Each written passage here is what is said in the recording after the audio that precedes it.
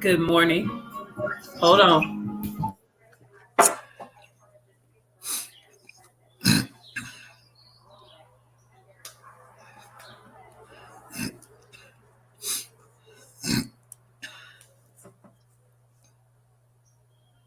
All right. Got all of my technical stuff. I'm going to have to get me a tech support person here soon.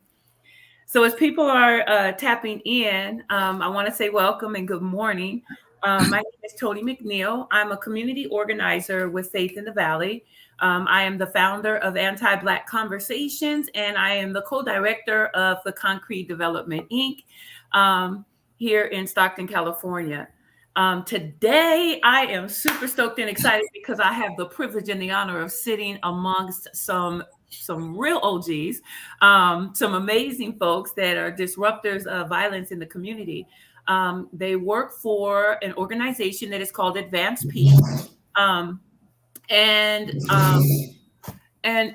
yeah, it's a very unique organization that has a very unique approach to gun violence intervention, prevention, and reduction. And so, before we dig super deep in, I want to have an opportunity to introduce them, and then I will just kind of shape and frame the conversation, the direction that we're going, in order for us to dig in. I also want to make sure that individuals know as we're dialoguing today that we are able to engage with you directly in chat. And so if you have questions or comments, that come in, I'm able to see them in real time. And I want to also make sure, because this is such a hot topic and people have so many diverse opinions, that I don't want you to be hurt feelings if you say something that is derogatory or not necessarily fruitful or productive today, and I do not highlight it or acknowledge it or delete it from the from from the actual dialogue. I get to do that because I'm me and this is my platform. Yay me. So in order to kick off, let's go around and introduce ourselves. Start with Rod, and then Rod, after you introduce yourself, can you just pick somebody to introduce themselves? Who are you? Where are you from? And whatever it is you want to say. Good morning, everybody. My name is Rod Wade. I'm the field coordinator for Advanced Peace Fresno, California, where I reside. Let's go with you, Reese.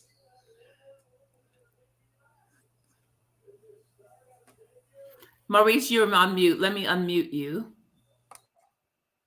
Well, you do have the power to unmute yourself, bro. Mute myself though, but it's good. Hey, my name is Reese. I'm the field coordinator for Advanced Peace Stockton. Yeah, popcorn somewhere, Reese. Oh, Aaron. I'm Aaron Foster, program manager for Advanced Peace Fresno. And last but not least, we'll popcorn to Marcel. Marcel, organizer with Faith in the Valley and TA for Advanced Peace Fresno. So I'm hearing a couple of things that I want to clarify. What's the difference between a program manager? What's the program manager do? What's the tech? Is it a TA? That's what you said. I'm assuming technical assistant and a field coordinator. So what's the difference? What do y'all do? Reese, what's a field coordinator? Field coordinator, I'm like one step under the program manager. So we have a program manager that's dealing with all the the business aspects with the grants and whatnot, being a liaison in between the government agencies and different CBOs that we may work with. I'm more, as a field coordinator, I'm more strategizing over the team. We do have a lead NCA too. That's the neighborhood change associate. That's boots on the ground with our outreach workers. The average everyday moves around, but when they get with me and we have our check-ins, we strategize and whatnot. And so that's the in a nutshell, that's the difference between the program manager and the field coordinator and the lead NCA. So there's actually 3 positions how Advanced Peace is set up. I don't know if Aaron would probably want to elaborate on the program manager. Yeah, program manager does a lot of the reporting, so we can keep our contracts current. and satisfy the deliverables. We do fundraising, but we on the administrative end of it. But in Fresno, I'm the program manager, but I want to be able to maneuver. I feel more comfortable on the concrete. So after I do my paperwork, I'm available for whatever the team needs.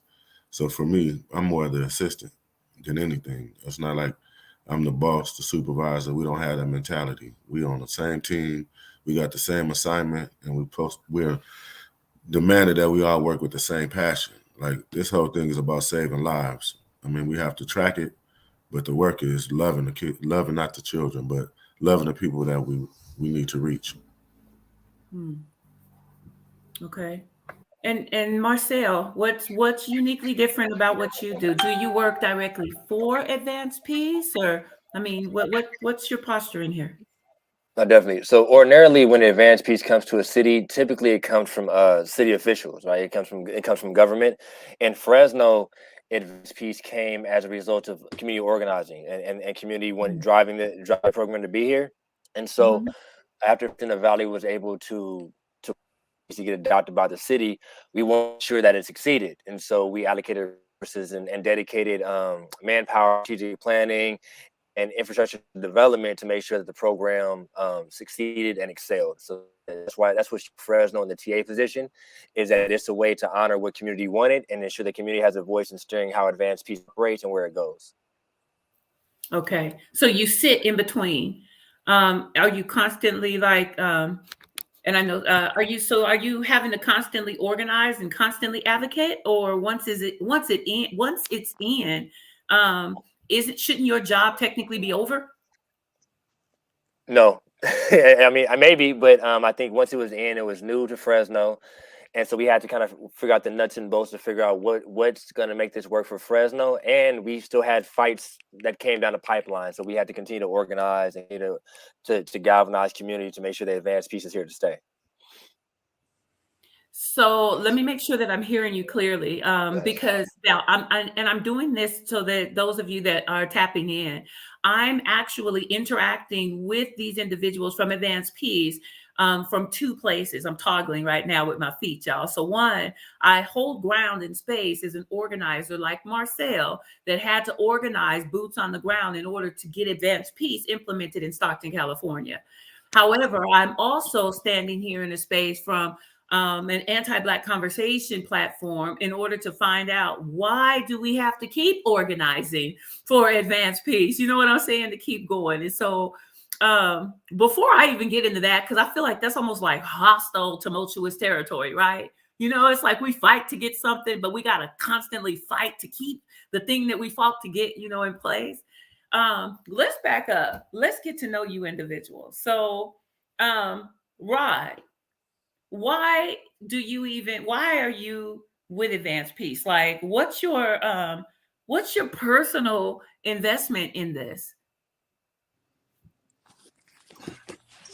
For me, um, a few years back, um, I lost a son to gun violence here in Fresno. That was a gang member in the streets, doing a lot of the things that we're trying to help prevent right now it, as part of the work with Advanced Peace. I personally used to be one of those same individuals, gang member, that was part of the problem, which is probably why the reason some of our streets here in Fresno are the way they are because of my generation, the 80s and the 90s. So once that happened and hit home, it was like twofold. Like it's like a coin toss. Do I escalate it Mm. and further continue it, or do I flip the coin and try to de-escalate it so other parents and families don't have to go through and deal with what I deal with? So wait, just because I know that I have different people, I have a diverse uh, uh, demographic of people that actually watch. So for those that are on the concrete, they understand when you say, do I flip a coin? Do I divert it? You know how, but then there are some that may not understand that. And I want you to still be you if I ask the question. I'm just trying to make sure you know what I'm saying, that some of the other folks understand. I So what got you. you were saying is that your son was shot and killed. Correct. He was an active gang member, and due to gang activity and gang violence, you lost your son a few years ago to gun violence. Correct. And because you are from the block, from the ground, from the concrete, understand the dynamics and the politics in the hood, you had to make a determination on whether or not you were going to engage and pursue those individuals, or if you were going to step back and de-escalate the situation. Correct. Okay, keep going. So, I've been on Aaron for a while. The city of Fresno had declined the advanced peace approach for a couple of years, 2 or 3 years prior to myself and some other guys from Fresno United getting on board. But Aaron had the majority of the heavy lifting. We got on board and start trying to help the push. It was passed. Aaron saw fit to help me join the organization. Seeing what I was going through, we had shared circumstances. I let him speak his own story, his own truth. But we had shared circumstances, shared desires, shared goals. Mm-hmm. The end result for me is that our communities that we're trying to serve and protect will be better off going forward for our grandchildren, our kids, and just as a whole. Because at the rate we was going, I don't think it was going to turn out too good for Fresno. I think it takes leaders such as myself and the older demographic to come back and reach down. And because for me, if I'm in the streets, I'm not going to listen to somebody white that's telling me, hey, you need to stop doing this, this, and that. I'm not going to respect their authority because they don't have the same shared and lived experiences that I have. Mm-hmm. So it takes individuals as us, Reese, Aaron, even Marcel. You'll be surprised how many, I think he know more gang members than I do. Mm. But it takes the individuals at the top to come down and reach down, because those individuals we're trying to reach already know our story. I don't have to tell them who I was or who I was. Okay. They know who I was and what I did. And I want to show them something different. I want to lead by example to show them that we don't have to always go down this path right here to destruction. We can get ourselves together and help build ourselves up and provide a better source of security for our communities where the kids can go outside and play. So you were a part of the narrative that was creating the problem, and then you were directly impacted by it. And now, having had your life shifted, you want to be a part of the solution and creating examples to change that narrative. Is that what I hear you saying? Absolutely. So let me wait. Hold on, Rod. Let me pull in, because wait, but I need to pull, because I want to make sure that folks know who it is that I have sitting amongst me. Give me 1 second. Mr. Foster.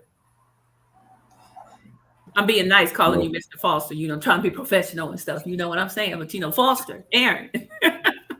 How's it going? You got skin in the game in this? I mean, why? Why are you the program manager? Why you? I think that I was blessed with a team that showed me how to organize.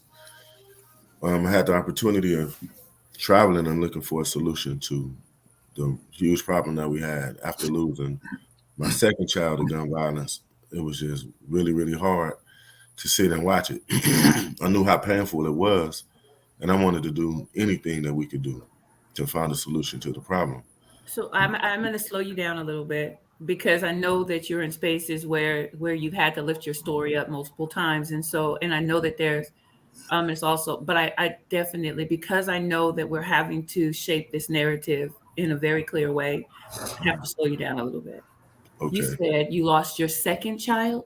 Second child, my daughter, she was a twin.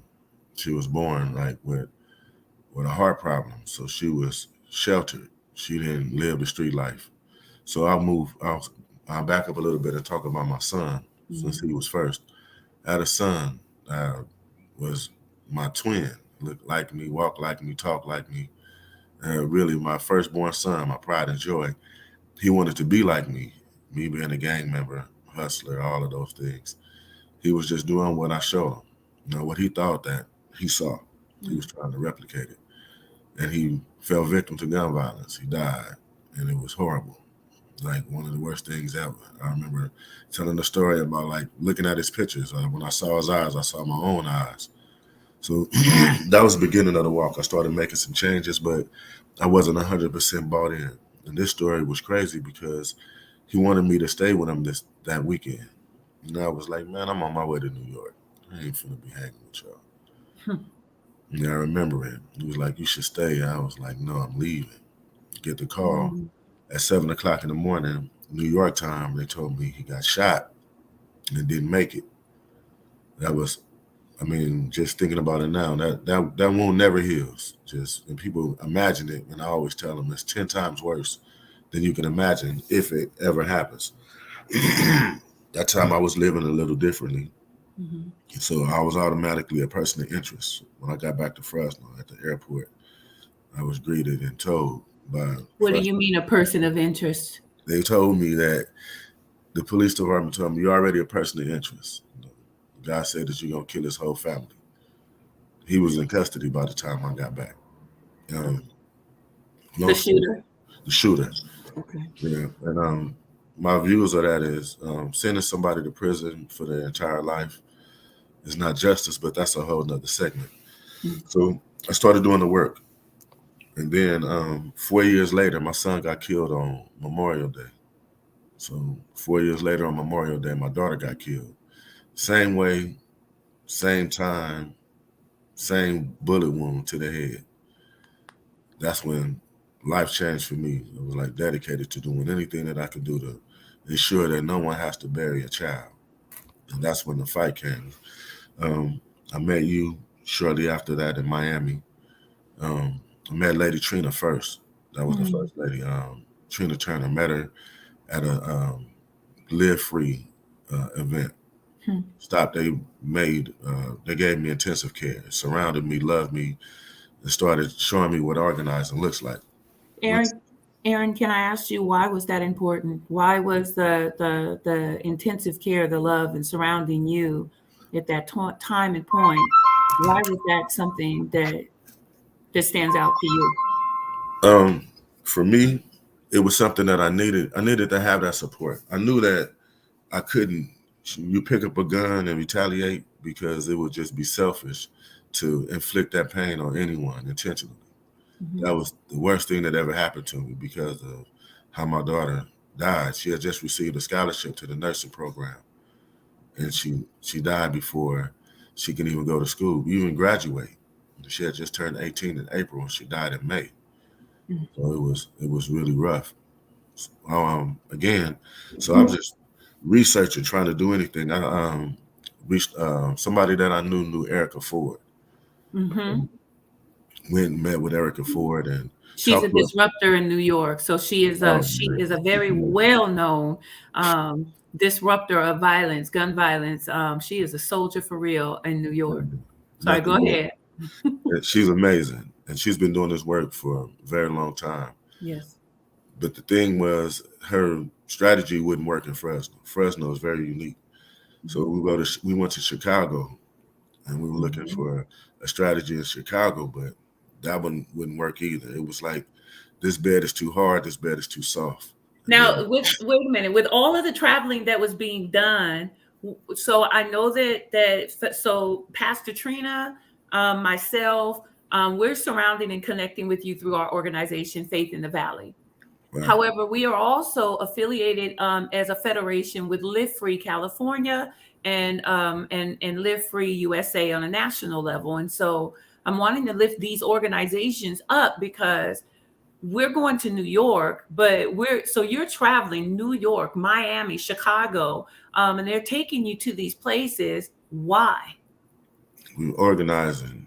That was the whole thing, figuring out strategies on several fronts, political, restorative, and this one, gun violence reduction. And it was new to the organization at the time because they had a lot of arms, but none that reached down to reduce gun violence and save lives of the most impacted people that we know. And that was the thing. I was a super rebel because it was so close to me after losing my second child that I didn't know how to hear no. I wasn't having it. Just couldn't by any means necessary. But the great part about it was they supported that we're not having no. Like everything that we have to do to get it. And I was so green that I didn't know how to get people mobilized. And that was one of the biggest things that I learned from dealing with Faith in the Valley and Live Free. Long story short, went to Chicago. Chicago didn't work, and we met Devon Bogan in Miami, you and myself, and he told us a little bit about his program, and I was like, that sounds about right. Sounds about right. So we leave Miami and we meet him in Richmond, and he gave us a checklist of things to do, create the groundswell. You have to have the city council support it. And first thing we did was start knocking on the doors of the most lethal people that we knew in our city, like directly. Hey, bro. Wait, hold on, because you're getting into strategy, and I'm trying to build it. So I got Rod. Rod, you were directly impacted. So first of all, you were a part of the problem, and then you were impacted by the problem. Your son, you lost your son, and so you needed to actually make a decision on whether or not you were going to engage and retaliate, or if you were going to disrupt and to make a change. Aaron, you had a similar situation. You were hit 2 times. So you lost your son, you lost your daughter. You were connected to Faith in the Valley. They just happened to hear your story, surround you with the love that you need, and then put you and immerse you in spaces for you to start learning about gun violence reduction strategies that were taking place throughout the nation, in order for you to figure out some ways that we could organize locally a fit for Fresno. Similar for me, you all too. So I want to make sure that you all know I'm traveling these same spaces and journeys. Now I'm looking for strategies for Stockton. So it's similar. The only difference, the big difference is I've not been directly impacted in that way. I gave God glory and I thank him for that. However, like a sponge, I'm feeling the pain and the hurt, from my loved ones locally, and throughout the Central Valley. So then I'm going to move over to Mo, and then Sale, I'm going to come to you. Maurice. Ma'am. Why is this important to you? What's the skin in the game for you? What's your self-interest in this? Why you? Well, my story starts off in the mid 70s, in Compton, California, Martin Luther King Hospital. I was born and did a little time out there living. We moved to San Jose, California, very young age. But spent most of my life back and forth between Southern California and Northern California. So it's been a real unique experience for me when I started to get involved with the gang culture, because I was able and was aware and immersed in both sides of it, because there is a difference between Northern California and Southern California in the different ways that, they get down with that. But I came of age in East San Jose, and that's where I started off doing, whatever I was doing, interacting in the streets and in urban warfare.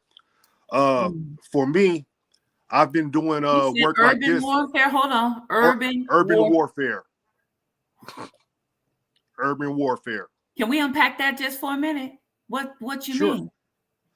I mean, hey, those of us that were involved with street organizations and politics and whatnot have the same, go through the same things: PTSD, post-traumatic stress disorder, over different things that happen, violence, different scenes, different things that the average person normally probably wouldn't be aware of or seen or witnessed. A lot of these people that you see walking around that subscribe to some of these groups have seen things like that. Coming up in the streets, we look at ourselves as soldiers for whatever cause that you want to be behind, whatever group that you want to associate yourself with. You're a soldier for that group. And for a long time in my life, starting when I was a preteen, I thought of myself as that. And I'm going to do whatever I can to represent that and get whatever name I was up under to be bigger than what it was, because there were people before me that did the same thing. Maurice, so when my era came out. I'm sorry, Maurice, and forgive me. You know, when I ask questions, I'm just unpacking. What are some of the things? I mean, because you're talking about stuff. I mean, as a teenager and a young man, what are some of the things that you're seeing? What are some of the things that our kids, are seeing that would You create seeing PTSD? you seeing death. You seeing everything that somebody that's over in the Ukraine conflict right now will see. You seeing death. You seeing betrayal. Hmm. You seeing bloodshed. You go into hospitals. You go into grave sites. You you're in your teens and burying people that you was in elementary school with, middle school with, people that people that I made plans with when we were younger. That when we grow up, that our children are going to play together. They're not here no more. They died at age 20. They're gone at age 17. These things, these is certain places I can go that I'm reminded of these people that are no longer here, and I think, and I can bear witness that probably most of the people that's on this call can understand what I'm saying. Mm. So it's a lot of stuff. It's a lot of stuff to unpack, and you got to. Yeah. I think mental health plays a big part of that, because you got to be able to vent that and express that in a correct way, and that's where a lot of our the demographic of the people that we work with go wrong, because they don't know how to vent that. We don't know how to express that. It's not a safe spot or a safe area where we can talk and express these things. So a Mm. lot of stuff is held in. You know what I mean? So it Mhm. takes one thing, and I got tested yesterday on just over here by where I stay at. Somebody jumped out the car on me because I guess I didn't move my car out the way to get on this in the driveway quick enough. But Mhm. it's something like that could go that bad. It's like getting pulled over by the police officers. I don't know. Every time I get pulled over by a police officer, I got to think to myself, is this the last time that I've seen my children? Because I don't know what's going to happen. You know what I mean? So back to what I was saying, what Yeah. made me get into this work, I have like over 25, 30 years doing this type of work. I worked for the city of San Jose Mhm. for a while. It was a street outreach. We Mhm. talked to at-risk youth and gang members. I worked for Job Corps, or a residential advisor. I worked in plenty of group homes and whatnot. And I've always wanted to try to give back. And I was telling this story last night to somebody. Uh, all we can do is, as people in this field, we can plant seeds in people's minds. It's on them if they want to continue to water it, if they want to continue to act on the seed that was planted. But as long as you plant the seed, you know what I mean, you've done Mhm. your job. And I'm going Mhm. to keep checking up on you. I'm gonna try to guide you in the right way. And I can speak for myself. Back in 1984, 85, it was a guy named Barry, and I'm 47 years old now, and I can remember it was a guy named Barry back when crack was first hitting. He had the money, he had the full four Jerry curl with the parts on the side and whatnot, Mhm. the Adidas sweatsuit and everything. He was the baller dude back then, but he would take his time to come shoot basketball with me when he would see me outside as a child. Mhm. And I knew what he was doing, but he would always say, "Man, Reese, go to school, do your thing." And even though going from that point and hearing him, I went on to do what I wanted to do in the streets. I still remember that seed that that was planted in Mhm. me more than 30 years later. And I remember him by name. And when I talk about him, I can see his face. And it's people like Barry who I Mm. want to be in somebody else's life, who I Okay. want to be that if you decide to go the right way and be guided the right way by righteous guidance and go on to college, go on to work and have a family, I want you to be able to think, man, you know what? I got love for Reese. As Reese told me, I see myself in you. And this is what I tell these people I work with. I see myself in you. I used to have a long perm, the Jerry curl and the khakis, everything was creased up. You know what I mean? And this is what it got me. We need to be able to tell these people, this is what it got me. It got me to prison. It got me to youth authority. It got me fighting murder cases and whatnot. Since I see that and I recognize that in you, I can, since nobody was there for me to say, hey, stop it, go this Mhm. way, because this is what it got me. This is my job, and what I feel that we got to deliver to these young people. And with advanced pieces, not just young people, because some of the people in my caseload is in their 30s. Wow. I got people that's 40 something that still need to hear this. Wow. You know what I mean? So I thank Barry. I thank him for putting that in my mind. I'm in the same boat with Wade and Aaron. A lot of destruction and things that I've caused in my neighborhoods, from San Jose to when I first got to Sacramento, I was still on that page. Mm-hmm. You know, when I've been in LA and Long Beach, I was on that page. Now I want to give back. Now I want to sit there and I want to. Now it ain't nothing for me to be in a room with so-called people who are my so-called enemies, and that's what Advanced Peace is about. We put these people together, and once we start to conversate and whatnot, we the same people. You just grew up on that side street, and I grew up over here. Right. but my brother that's on this call, man, me and this dude was 2-3 in the morning. We was at the Lincoln Memorial in Washington D.C. hanging out. Kid, who would have thought? You know what I mean? So Wow. I got nothing but love for this work, and I want to do what I can for our people. I'm B1, Black first. So whatever I can do for my people to uplift my community, I'm going to do it, and I'm willing to put my life on it. And that's how I feel about that. So one of the things then that I'm seeing is that I am in a space with individuals that growing up would not have been in the same space at the same time. Is that what I'm hearing from you? Real talk. You know, I'm when I was 14, I'm gonna say 13, 14, my goal in life was to be the biggest Crip ever coming out my area. Okay, and so that's you. Aunt Jemima bandanas, going to the mall. You know what I'm saying? The gun. I'm Aunt Jemima, so the one that was tied in the okay, that's a little bit I'm riding the county transit with a 44 Magnum. You know, I'm trying to, because when you young and you think like that, I'm trying to get a name. I want my name to be the biggest and make people shook however I can do it. So wait, silliness. Wait, Marcel, I want to know first of all from you, where is that mindset coming from? Because based on what we know about you, you know more gang members than probably anybody with the exception maybe of Aaron. Shut up, Aaron. Aaron just kind of looked to the side. Aaron gotta get to the grapevine to find his gangsters though. Mine is right here. Oh my gosh. Okay, see, here we go. Oh my God. Okay. Yes, Aaron, that's okay. You have camaraderie, you know, here on my side, but you know, I claim nothing. I've not been affiliated with anything. Mad crazy respect though. Marcel, who are you? Like, I mean, what I know, you're this super educated, geeky guy. And then the closer we lean in, I'm like, wait a minute, this dude is kind of not so geeky. So what's the question? What's my stake in the game? How did I get here? Who am I? Why? Yeah, why you? Why me? So I guess backdrop, grew up in Fresno, raised in the 90s. So last year Fresno had what, 71 homicides, Elon? 70 homicides, wait? 77. 77. I'm off.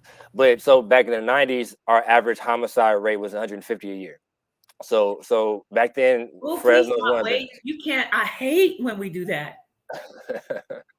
Ooh, that should not be the norm. And we shouldn't be able to say that without I mean, for real, like, that's like, oh, that's like somebody just socked me in the chest. See, that's our era. That's our older guys' era that we grew up in. And it's like these kids now, I see them, to me, this era now is more drug era. They more high doing stuff they don't do it soberly, like, because that's what they do. They do it when they're high and intoxicated and mind altered and stuff, because it's just not the same. Whereas like in the 90s, in that bracket, late 80s, early 90s. Yeah, I remember when they had a bus in Fresno when like stuff was going down. They had a city transit bus that all the police would get on and come to different neighborhoods, because they couldn't just come with a police car or 2 police cars, because they was gonna get that shit shot. Oops, okay. It's anti-black concrete, so I need you to know. Sil. Oh, yes. So that's what we grew up in, right? So it's kind of the post-crack era. The crack era is ending, and so there's a lot of hostility, violence, whatever.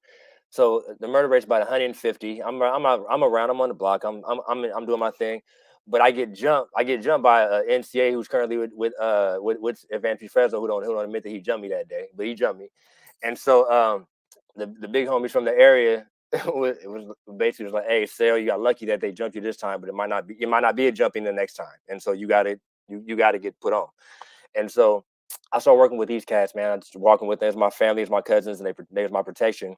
But I had amazing big homies. I had big homies like, Sale, you gonna go to school because you smart. Sale, you getting like a 3.5. I want that to be a 4.0. I mean, I had like amazing big homies. So I ended up graduating.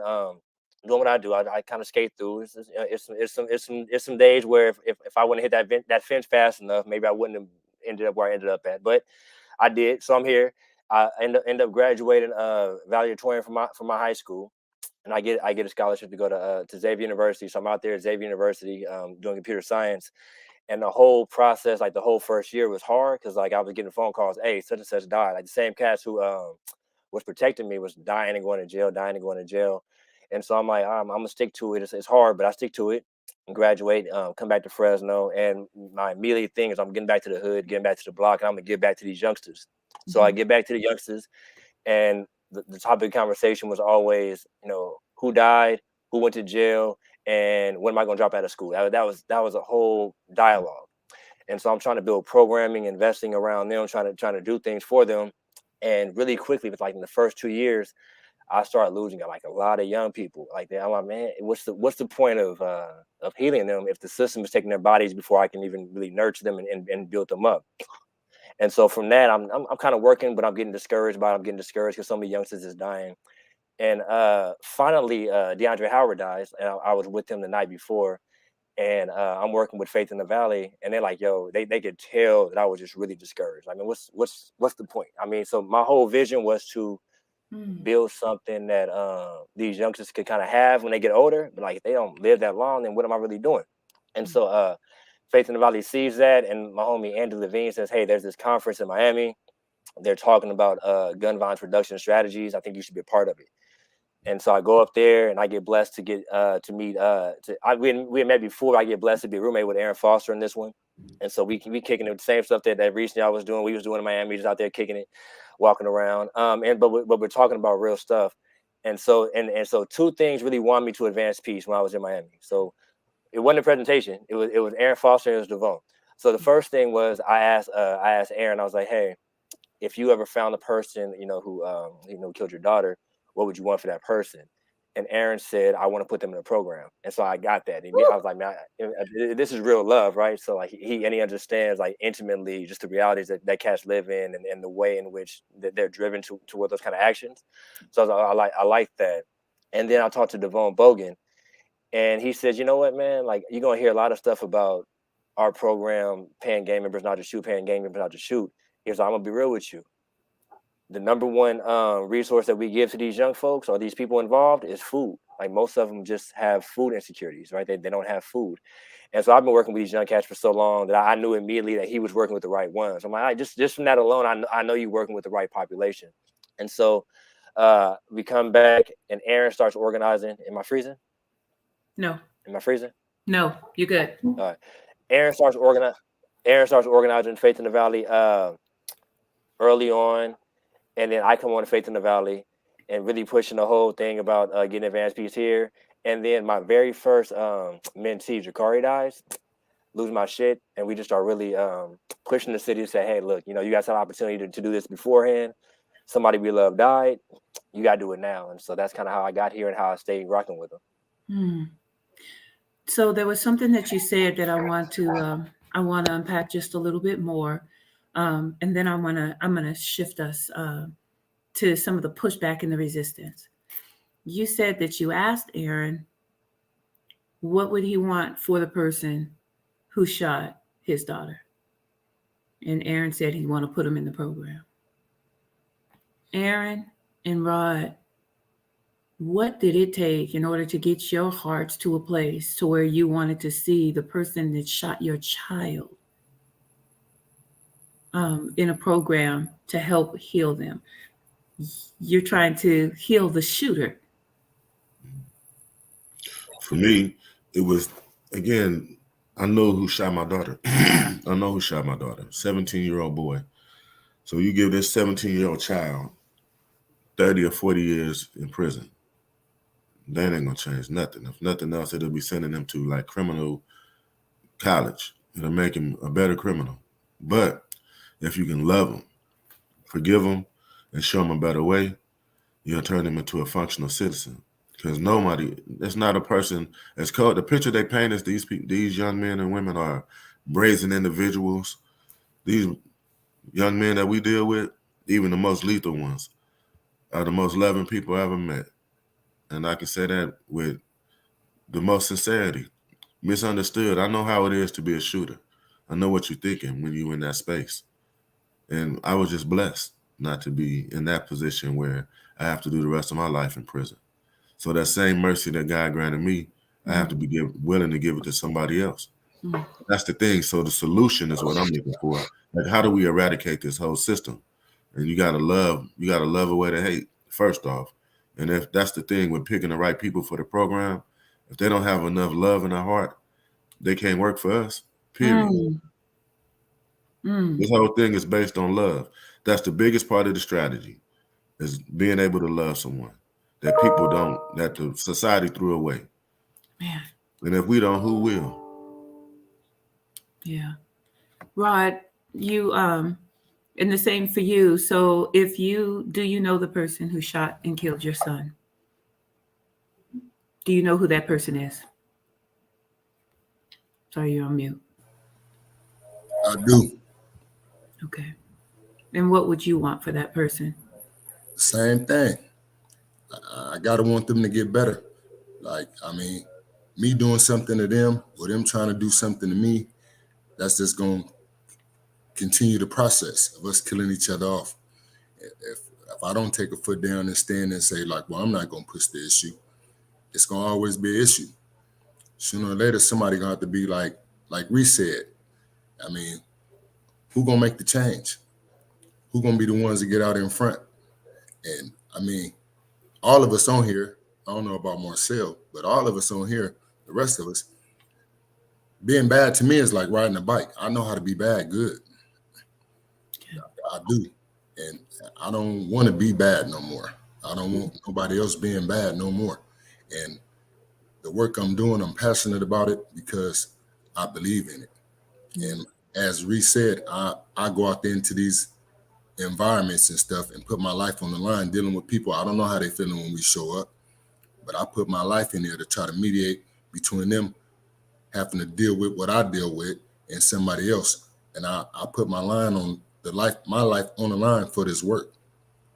Literally, I look at it as like when I was growing up in the 90s, Marcel was talking about, I was at a leadership thing with the EOC on Friday or whatever it was, Thursday. And they asked me, they was going around asking everybody what was a childhood dream job and what would they rather do when they grow up? When it was my turn, I was like, in my area, I couldn't even think about what I was going to do when I get grown. I was hopefully trying to just make it to C30. I wasn't trying to be like, well, maybe when I get 40, I'll be working doing this. And I couldn't live past trying to live. My goal was to be 30. And actually, federal prison saved me and got me to that goal. I turned them years in federal prison. I didn't turn them on the street. And I think that was a blessing for me because had I stayed on the streets, who knows? Maybe I'm dead right now. Maybe I don't ever turn over and decide to do this work. So I don't fault nothing about my upbringing. I don't take nothing from it. We all have our ups and downs, but everything that happened to me in those spaces shaped me and prepared me for these spaces. So it's not an individual I can't contact that can tell me something about what he's doing that I can't relate to. I didn't grow up with a dad. I had a mom that was in prison, was on drugs. I took care of my family, my sisters and siblings when I was young, stealing food, providing, hustling in the street, paying bills at a young age. So I know every nook and cranny about what we're doing, and I'm available to any of these guys I engage with for that conversation. So Reese, I Tim see. asked a question. Oh, go ahead. Go ahead. No, go ahead, Aaron. Tim asked a question of what's the mindset and where did it come from? Yeah. What's the process and where did it come from? I think that it takes, for me, it took pain. Pain was the process for me to change the way that I saw the world. Mm-hmm. And that kind of pain was just different. I didn't want to, I know I don't want to see that. My whole thing is every time I get a call that a young man or a young lady died, it's like reliving that trauma. That's the trigger for me. And I'm thinking ways like, what could we have done? I forgive myself for the things that I slacked on, and I just try to be better at being available and pushing hard and building a team that can fill in all of those gaps. So that was a process for me. Just the losses made me want to make sure that people don't lose. Hey, Aaron, remember the first interview we did? Like we had just met each other, and you were kind of in this process still of getting there. And you told me that you would have to spend like hours in the bathtub just praying. Yeah. Like it would be just in the bathtub hours at a time, just praying and praying and praying. Mm-hmm. Yeah. Yeah, it was crazy. I remember telling you that story, and I remember when she said it, I remembered it. I would sit in the bathtub so long that the water would get cold. I would have to like let some water out and put the hot water back in. But that was the thing. It took me to heal internally because I knew that I was capable of shutting this whole thing down. Yeah. I had the tools and the ability to retaliate. But I remember my friends saying, man, what's wrong with you? What you waiting on? And I would tell them, man, God won't let me, bro. Yeah, God won't let me go. So I and just sitting in there for just a minute, I believe that God allowed me to connect with you, Aaron, in order for my heart to break enough to fight harder. Um, because it's easy for individuals to organize and step in and say, I want to see gun violence reduction. People can say it. You can say it out your mouth, but it's different. It's just really different. And Aaron, when I met you, um, I didn't know your story initially, but once I heard your story, I'll never forget the crack in my heart that took place. And they were trying to move forward. Marcel, I think we were in, I don't know, not Fresno. I don't know where we were. Oh, Oakland. We were in Oakland. We were at Oakland at a lift free thing or heat thing. Either way, Aaron got up, and he shared his story, in detail. And then I remember that Ben got up, after Aaron came down and stuff. And I was holding my breath, right? I couldn't breathe, literally, like I could not breathe. And Ben got up and he was like, okay, folks. So, we're going to take a minute, and transition. And he was talking and I was like, stop, wait. I was trying to get from the airport. I couldn't get from the airport and Aaron off the plane and the officers engaging him. I couldn't get from the picture of him standing above his baby and looking at, I couldn't get from there. And I believe that, God just wanted me to feel that and to sit in that and to know and understand, just be able to identify with that, to fight and to fight harder. So, I really, really just love and appreciate and respect you all and your stories, your past, your journey. But for individuals like me and others that advocate for gun violence reduction and that work, it's because something cracked our heart. This thing is real. This thing is real. So I got folks that are connected to Marcel, and it's like, oh my God, the love is so real. Coop, oh my God, I love him so much. It's just it's unheard of. And the loss. How old is Coop, by the way? How old is he again? He's about to turn 25. 25. This 25-year-old young man has seen more death and experienced more loss in his 25 years than anybody that I know as an adult. And the fact that he still can utter articulate sentence is amazing to me. And he's got this field, these people surrounding him. Isaiah said, as a youth, is the big home, and as the big homie, how do we lead them in their moments of distraction?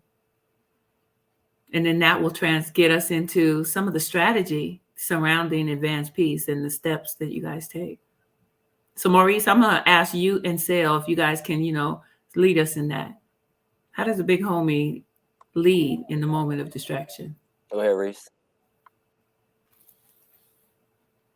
You on mute, player. I said, I think, well, I know that you got to lead by example. You know what I mean? Unlike attracts. So when you see somebody doing something different and it piques your interest, they talked about that in the Nation of Islam. That's why the Nation of Islam, they send the brothers out. The Honorable Mr. Louis Farrakhan said he wants the brothers to look like bankers. They're in suits and ties, look nice. So they can go through Nickerson Gardens, they can go through Fresno, they can go to these places, and people be like, "Oh, it's a different look." And when you change the way you look, and your mindset, people start to see that. I think the problem is a lot of people, and some of our older people too, it still got points to prove.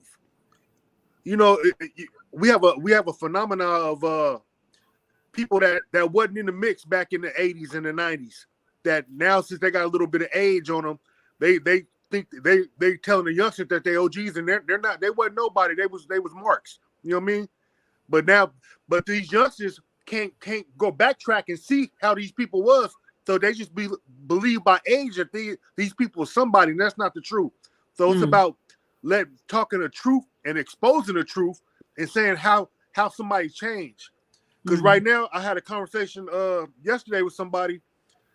Our young people, our people that's dying, they worried about who's gonna have the biggest and the most lit funeral. You know what I mean?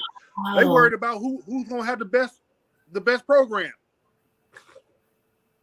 So you got to lead by example, and it's one thing to talk it, but you got to walk what you talk. So I sit there, I tell the people I work with, this is what I'm doing. Like I said earlier, this is what it got me. It got me being 47 years old, having to work jobs. Now I'm getting older. I'll be 50, I'll be 60, God willing, inshallah. I got to worry about retirement. I don't want to be a burden to my children. Why is that? Because I chose between 13 to 30 something years old. I wanted to be in the streets, but the streets don't have no retirement plan or no pension. Now I'm looking at older age. Now I'm looking at this goatee I have with gray hair in it that my children like to remind me of all the time. and I think, and I go places and I see people that are in their late 60s and 70s working jobs because they didn't prepare. Yeah. So if I can give you a righteous word to prepare yourself for later in life, because this is just fluff right now, what we doing right now. What we were doing in the 90s, 80s, and 90s, it's fluff. Because later on in life, no matter how hard a Piru you was, Crip, Northerner, Sereno, hey, when it's time to pay that rent and you 67 years old, it's time to get that health care going on, that's not going to pay nothing, man. But Maurice, if you don't think that you're going to live to 30 or 40 years old, that's where I find conflict in it. Marcel, you're dealing with a whole lot of youth that maybe don't even think that they're going to live to be 25. And so how then do you disrupt, the behaviors in or even intervene? You asking me that one, or that's still Reese? Yeah, no, I'm asking. Yeah, I'm asking. I think, all right, so for me, I think it comes down to imagination and intimacy. I know the big homie Tim is on here, and Tim had a really cool little hustle back in the day where he was like doing a little quarter scam, like with the glue and the tape. I mean, so he was really young. He was really young in the hood, and he had this imagination for how am I going to get the hood money? How am I going to feed my people? And I think what happens, like when you grow up in our environment, is you lose your capacity to imagine things, right? And so you can imagine how to hustle, but how do you imagine a life at 40, a life at 50? And so what I do is I come alongside of them and help them do that imaginary process, right? Like if you ever talk to Wade, talk to Aaron, it's always a play I'm running for my little dudes. I'm always imagining up some little play, some little program, some little grant that I can kind of steer them toward just to help stimulate that imagination. They can get some money in their pocket. They can kind of feel good about themselves.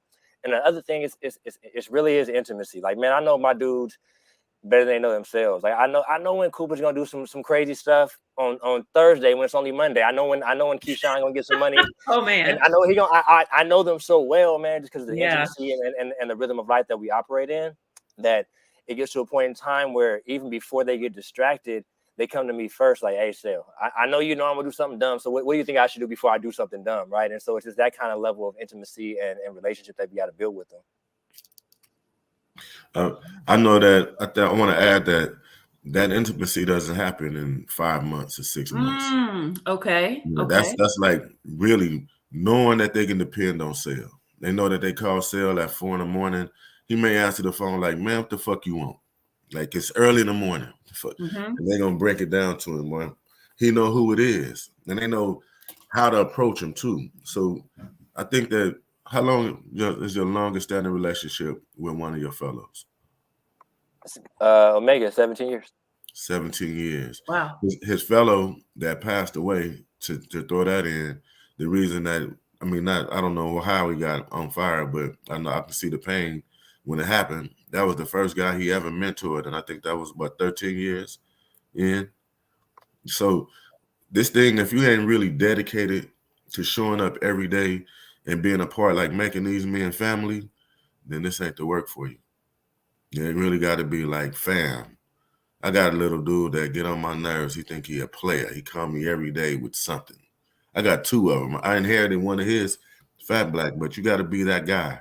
You got to be that guy that want him to get on your nerves. Like if he ain't getting on my nerves, like, hey man, this dude ain't called me today. What is it?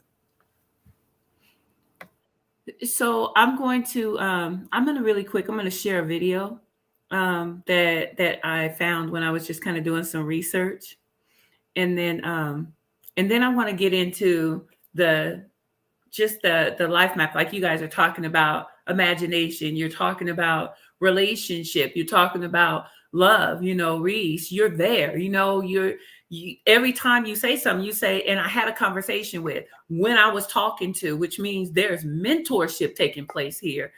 You are in deep relationship in the community. So I want to share this video that I found surrounding advanced P's. Pause. I just brought in another one of the homies because he like in the chat blowing it up. Good morning, Tim. Several You're big mute. Tim. Come off of mute and introduce You're yourself. mute. He was like, I cannot stop talking. In this Hey chat. y'all, what up? What you using What's the up, Big Homie Tim? What's going I'm on? just checking in. He was like, I Y'all cannot up stop in here talking. having this amazing conversation, so I Turn feel your like phone down, Tim. let me tap in. What you using the What's up, Big Homie Tim? Hey, Tim, what up, turn your y'all? phone down. He was like, I cannot Y'all up stop in here talking. having this amazing conversation, so I feel like Tim, turn your phone down, or whatever device you're on social media on, and then come off of mute. I was still on the Facebook Live, so I had to kill the Facebook Live feed. I brought you in, and so yeah. Before I show this video, you want to just share any thoughts that you had so far? Thanks for the invite, and it's painful but inspiring to see the through line that brings everybody to the conversation, that individuals have actually experienced, like the direct proximity to the pain from both sides, from being a person that was taking those actions, but also being a person who has been impacted by the same degree of action. And that's a unique experience because it gives you an understanding of both sides, and you can identify with both sides of the pain. But the question that I really, really wanted to ask Aaron is, though we know the point of transition from being the people that we are and engaging in this destructive behavior, a lot of times it's so hard for us to do it that we need to travel back and literally reach that point where we decided we wanted to hurt somebody. Because if we don't identify with that point and that person, then we can still walk around with that trigger. And even though we're doing the work, peripherally, we'll see a different color or we'll hear a story and it'll send an anxiety through us and we have to fight like, I'm doing the work. And that's the point where when you hand it off to the youngsters to let them understand it, a lot of us don't realize, and even though it was a point in time when it wasn't true, they say nobody is born a killer. For the stuff that we do, and some of these children have been born killers because they got born without their father. They got born without a grandfather, and that missing thing has always been in them, and they've been hurt, and they wanted to hurt somebody. And they've had to live with that pain for years and years. So you wonder how a 12-year-old could murder somebody, because they've been wanting to murder somebody since they was 4 or 5. And the opportunity presents itself, and it looks like they're conscienceless, but they're not. They're expressing something that they've been going through for so long, and nobody recognized it because nobody recognized the trauma and harm that we've done and the burden of process that we've saddled these kids with. So like when Marcel was saying, like, individuals have to understand where this come from, really, really understand where the seed is planted in us at such a young age. By the time we take the action, we've been thinking about it forever. We've been having, and those of us who have a religiosity in us, we've been having a conversation with God. Like, when I do this, are you going to strike me down or I'm going to get in trouble? Am I going to get the wrath? And then once you understand that that's not going to happen and you actually engage in it, it's really, and this is unfortunately, and I'm going to close at this, it feels good because you've been wanting to do it for so long. So it's a release. I think you kind of touched on that a little bit when you were talking about the PTSD and the trauma, and just all of the stuff. It's almost, so it sounds to me like this is pressure that's just constantly been building and stacking, that has to be touched, loved out tenderly, and unpacked through long-term relationship. Yeah. Does that sound right? Am I understanding that right? Yeah. Exactly. We're, there's no grief counseling, there's no trauma decompression therapy for us. We've been witnessing a degree of violence, I mean, generationally for hundreds of years. And then when there's this creation of, these warring factions that gave us this civil war that's been going on since the late 60s, when somebody gets murdered, nobody comes to the community and say, how is the community feeling? Right. How are you processing this? How are the kids in the elementary school where this murder took place down the street? How are they dealing with it? We've never received that. So when you have generation after generation of folks who haven't dealt with their trauma, then you start to see it surface in this manner when you're like, damn, that girl 11 years old, how'd she do that? She did it because she's been thinking about doing it for 9 years, for 10 years.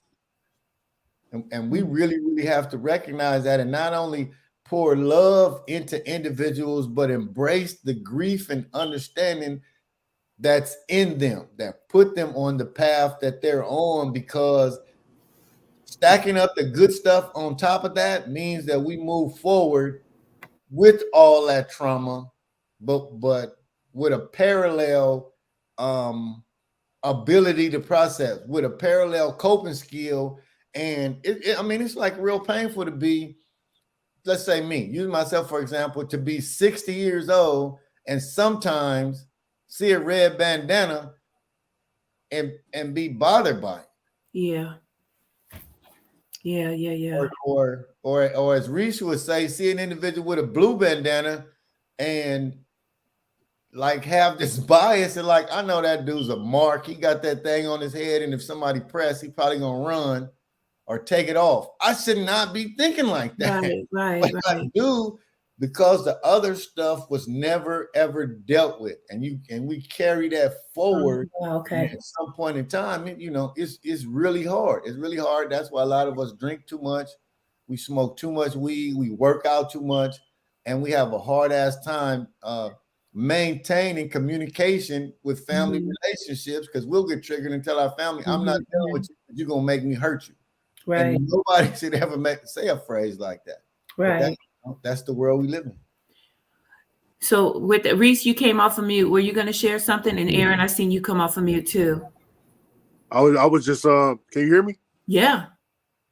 I was just listening to what Tim was saying, and just again, he just confirmed what I was saying earlier when I was talking about this lifestyle as a military and an urban warfare. He just used that same type of language. You know what I mean? Yeah. So we right on point, and I think I was just triggered right now. Wow. I was just like, man, I was just thinking about what he was saying about, you know, dealing with stuff that happened. And it made me go back to when I was 17. The San Jose Police Department killed my cousin in front of me, man. They said we was going to do something, and they killed him. He was 19. We was on our way to go do some stuff in Sacramento, but, you know, they didn't know that. But he murdered him. And, you know, in California, in the commission of a felony, even if the police kill somebody, you can be charged with that murder. And they charged me with his murder. I'm sorry.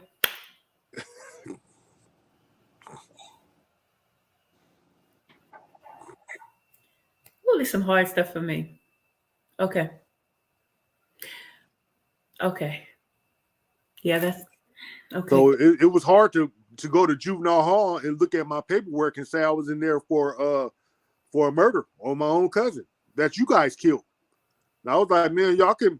I said, what you put this on the paper for? Oh, we have to put something down, man. Put jaywalking or something. What's wrong with y'all? You know what I'm saying? But I, you know, when I say I go by different places, when I go by Capitol and Cropley in San Jose, I can still see his body laying there. Yes. Okay. So what I guess the way that I'm trying to see this is and show it is that this is so much deeper than just this advocating for funds, the cash for criminal, that derogatory. This is so much deeper than that, because we're dealing with so many years of injustice and trauma, and just what is it? Divestment, no investment. You know, I'm trying to find the right words of just, I'm sorry, just BS, just shit, you know, that has just stacked on top of our babies and our loved ones in our communities over the years, that by the time we get to where we are today, there's so much unpacking and digging up that has to be done, that this thing isn't something that is just a quick fix. Aaron, I'm going to let you say what you're going to say, and then I got to shift us, because I want to talk about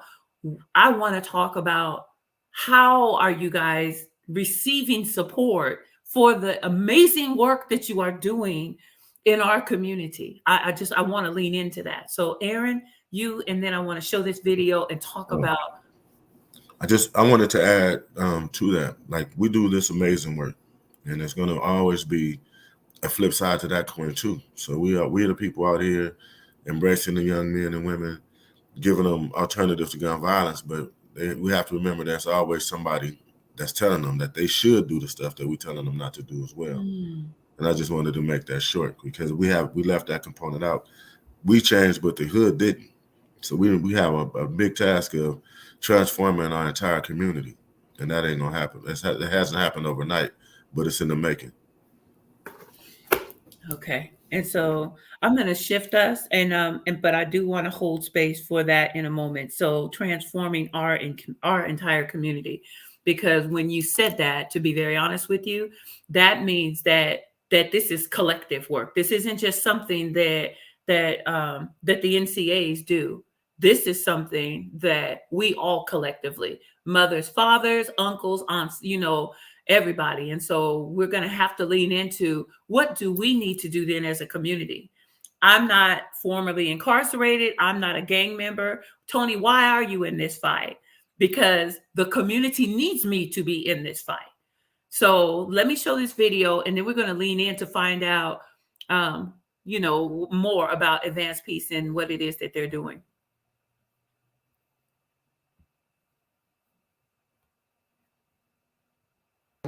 Is one of the top 5 largest cities in California, with a population of about 500,000 individuals.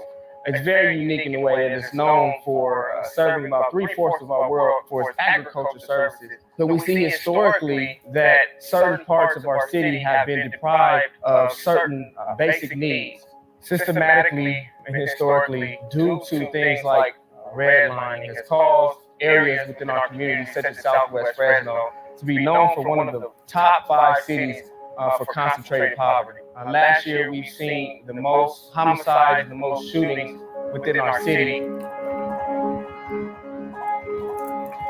Advanced Peace is a community building program that focuses on investing time, energy, resources, and really focuses on building relationships with the individuals that make up the community in order to see the well-being, the development, and the health of our community. Advanced Peace altogether is a gun reduction strategy that finds alternatives for potential shooters that's in high-risk areas. We actually going in and talking with these individuals. We're actually engaging with them. We're trying to figure out, what's the altercations, what's the problems. Most of these individuals we know, 90% of the individuals that we deal with, they want change. They want change. They just don't have the outlets. To me, Advanced Peace is guys that came from the street that are trying to better the communities. I think oftentimes there's people from the outside trying to tell people from the streets how to live their lives, how to fix things, and they've never walked a day in their footsteps. So this group has people that have lived that life and have got out of that life or starting to get out of that life, and they're trying to make a difference. Okay, so we got 3 different locations, 3 different types of food. Okay, do we have 3 different dates? We employ community members that know community members. We service the needs of the community. And it starts really with basic needs, whether that be job training, whether that be social emotional, whether that be having someone they can call or just have someone that they know they can trust. And that's what we're here to do. And as we continue to invest into the individuals in our community, as we continue to attack the roots of the symptom of gun violence, we believe we'll see that decrease tremendously. I've been doing gang intervention, prevention, and reintegration work in Fresno for about 16 years now. So after working with young people, I learned that they realized that they had a lot of potential, a lot of power that wasn't being tapped into. So the Peacemakers Fellowship was a fellowship designed to engage impacted young people and help them imagine programs and pathways forward that can improve their lives and the lives of community members around them. So currently, Advanced Peace is in this stage where it can invest and develop other leaders such as myself in a system that's supported by city funds and foundation funds, so we can deploy more peacemakers. So when we say deployment, we're speaking about a model of understanding impacted young people or impacted youth, impacted community members as agents of change as opposed to objects of change. And we don't want to come to people and overlord and change them. We want to give them the power to change themselves and to change the community around them. So when we say deploy, we're talking about equipping people, developing people, and then deploying them to be that change that that they need to be for their community. We got some boxes, man. We got some good stuff in here. We go out to all the neighborhoods. What motivated me was, I was one of the lucky ones that made it out. I came from drugs, violence, abuse, food stamps, poverty, and was able to make it out. So the one thing I wanted to make sure I did was to give back. So any kind of business I'm involved in post-career has to have a give back component. And obviously Advanced Peace is probably the biggest give back component I'm a part of. To me, through Advanced Peace, success will look like these individuals that we're working with, we seeing them like 10 years from now. Their well-being's changed, their whole dynamic, their whole demeanor. They learned about LLCs, they learned how to start businesses. And ultimately, success would be that one of them would take over our position and still have that same passion and keep it going and keep elevating. A real power of Advanced Peace is that it's designed at its core to reduce gun violence. In Fresno, every homicide costs the city $1 million, and every shooting costs the city $750,000. So by working with young people to reimagine their community, we're saving dollars that can be reallocated and reinvested in parks, in schools, in programming, in apparatuses that actually improve the lives of communities, which will sustain our gun violence reduction over a long period of time and just improve the whole holistic quality of health for people in these areas. For us to see our community not as a community with a dark cloud, but a community with bright, self-sufficient, prosperous individuals, And it may not look like the community next door, but we see our community as assets. We believe as we continue to touch on some of those systemic root issues and continue to invest relationally with individuals, we'll see growth. I mean, you'll see gun violence, the active gun violence dropping, and we believe that. We believe as people receive love, things change. So that's how we approach our community, with love. Mm. I love that video, and I think that it is awesome, and it really speaks to the love, the work, the investment that is being done. And so, advanced peace. Tell me about the model for advanced peace. What's the model? What's the framework? What do you all? What's the strategy? Aaron, you're on mute. I was trying to throw the ball to Marcel. Marcel? Man, I had to pass it right back. You got it. You got it. All right. Well, for me, again, I emphasize the main ingredients is love. The strategy is engaging the most lethal people in our city and giving them alternatives to settling disputes with guns. And that's easy to do once you gain trust. So the relationship of love is the first thing. And then once we gain the trust, they'll start listening to us and follow the alternatives to using guns. You know, we settle these disputes through conversations now, for the most part. I think our success is based on that. You know, retaliatory gun violence has dropped immensely in our city. In our target areas, we have a 35% decrease in gun violence within 12 months. So I think that Devon is a genius, because if you get rid of the shooter, you get rid of the problem. And our way of getting rid of him is just by changing his mind, not him dying or sending him in a cage for the rest of his life. And so, Maurice, some of the and so when we talk about like the strategy, I know that you guys have programs like you do life mapping. I know that that there is a class even in Stockton that they're coming in learning how to do, like, you know, economic strategy and different things like that. Can you tell us a little bit about that and why that's relevant and important? We do a life map. It's about introducing new things and new concepts and new ideas and thoughts to some of the demographic that we work with. A lot of times, these men and women have not thought about what they want to do later on in life. Mm-hmm. You know, advanced peace pushes the concept of life, and living life.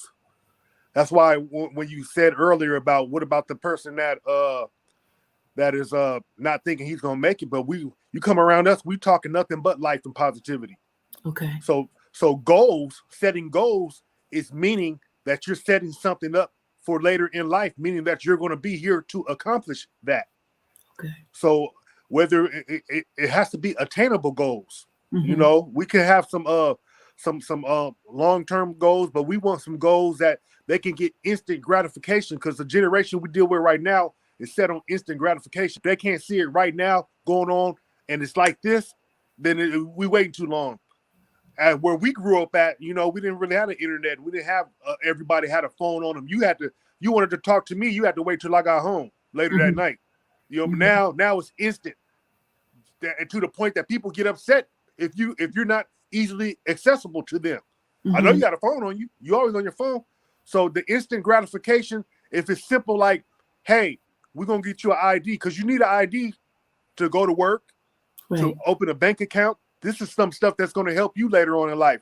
Let's go get this. Let's pay this $30. I'm going to sit with you, because a lot of our demographics, they haven't had to deal with government agencies, whether it be the DMV, social services. Their mother always took care of it, or their parent.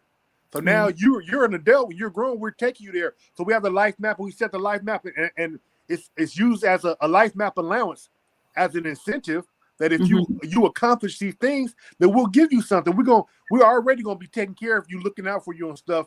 But if you do these things, especially if we know that you've been getting money in an illegal way, look, you're now doing something positive and getting some money too.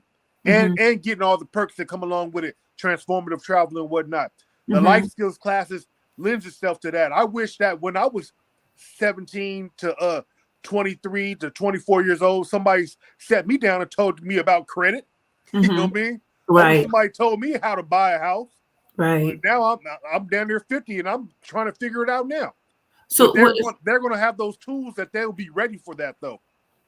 So we've got the life map, and then Maurice, you mentioned transformative travel and allowance. Rod, there's a narrative that in the communities that say that, well, but you're giving cash to criminals, and you're sending these criminals, to travel to these different places, and so you guys, what transformative travel, is that a reward? Is that an award? Why is that important?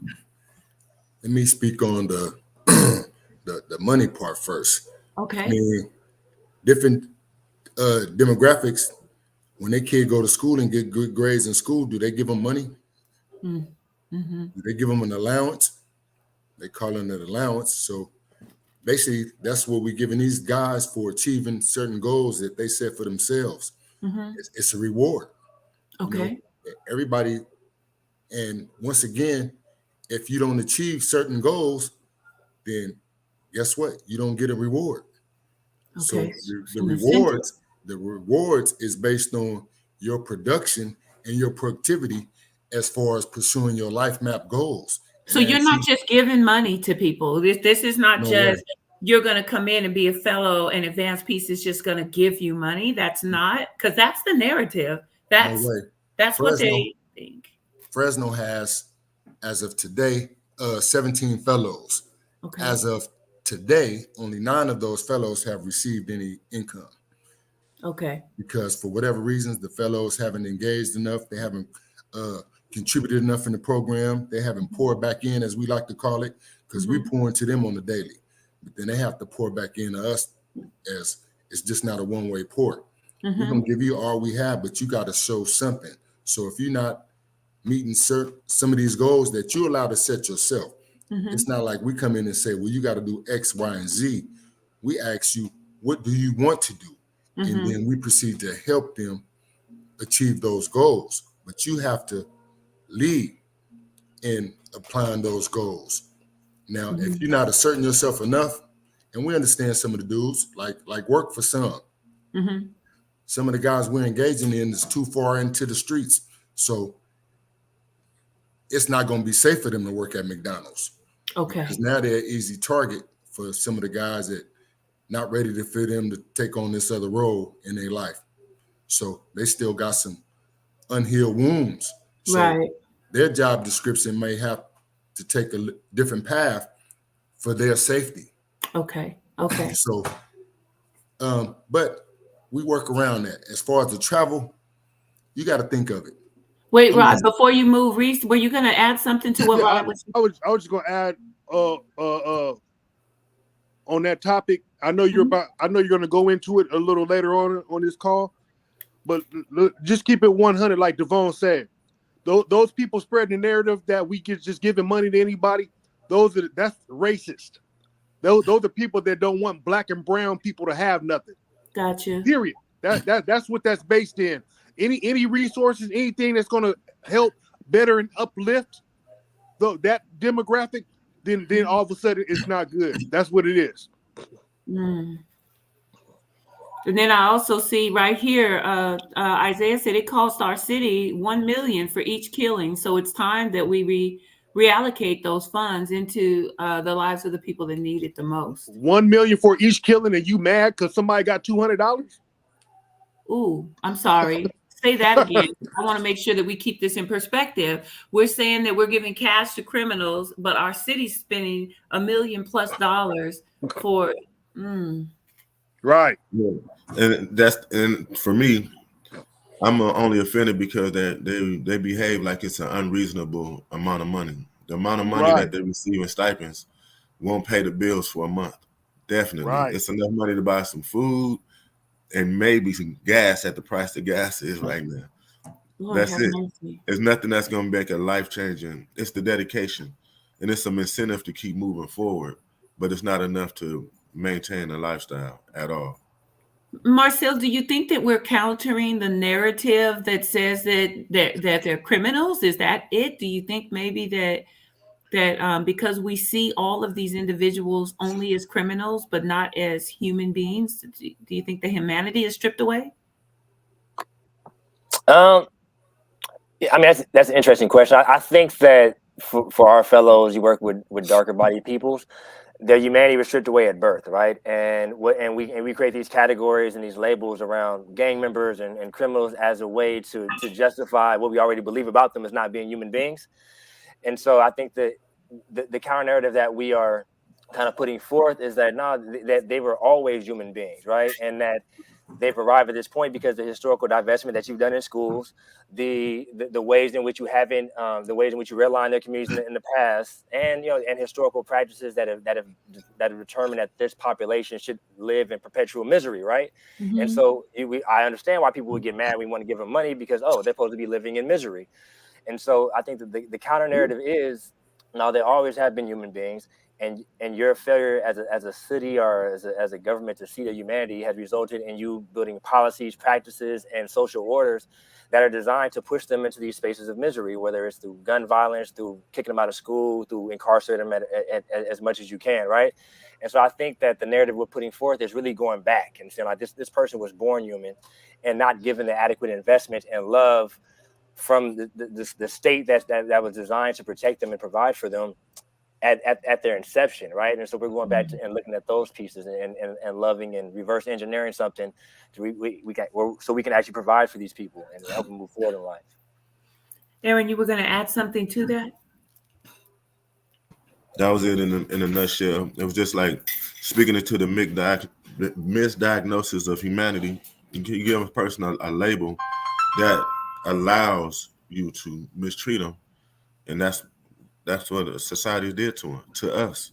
So if you call them a criminal or a beast or whatever makes you feel comfortable, we're not investing into a person that deserves it, because everybody made a mistake, and not everyone's life is worth more than their worst mistake. And if we start seeing humanity as humanity instead of fractured or fragmented humanity, it's different. Because you can have a kid go and shoot up a school, and what do they call him? He's not called any of these derogatory terms. But when we do something that's not as bad, we get the book thrown at us, and then our humanity is stripped. And it's not he's worse or he's better. That's right. Just like everybody made the mistake, so we should be equal partners in humanity. That's the thing in a nutshell. So the travel part of it, you guys. Marcel, were you going to add something to that? No. The travel part, transformative travel. I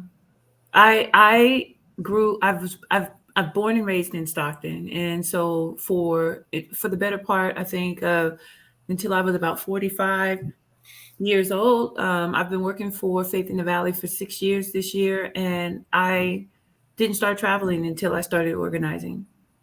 And so I'm saying that, you guys, because to be very honest with you, I'm different. When I left Stockton and started going to other places and seeing other places, experiencing what it was like to actually get on a plane, and go to New York and go to Alabama and DC and all these different places. It's just different. And it has profoundly changed my life. I will never be the same. So I'm trying to understand, with the transformative travel, is that a reward? Or how does that play out in this? I think twofold. There's exposure to things outside of your scope, to see the other side of life. For me, that's what it would be with the fellows, just to expose them and give them permission to dream about living life outside of the 4-mile radius of life that they see every day. It's the thing, like if I'm gonna use myself for an example.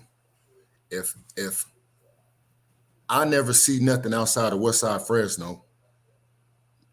Fresno ain't nothing really to see. I can't even dream about nothing, because all I know is what I see. I don't know that it's an all-black college somewhere in another state. I don't know. They got Black History museums in other countries that show slavery, which we're gonna take some kids to in Alabama next month. I don't know. You only know what you know. And so without exposing people to some of these new things, they pretty much in a nutshell. It's like, how do they grow? How do they expand if they have nothing to shoot for? Mhm. All I see is West Side Fresno. I never been to the North Side. I never knew it was a fashion fair over there. I never knew it was a place where you can go and buy Mhm. clothes in the mall and stuff. When I speak at city council meetings, and I'm in this position right now because of my choices. But now, where I'm at now, think if somebody just gave up on me and threw away a key on me. Because I done did some stuff that a lot of these kids is called criminals for and being Mhm. dehumanized and stuff for. All of us on this panel are these kids. Mhm. But look at us now.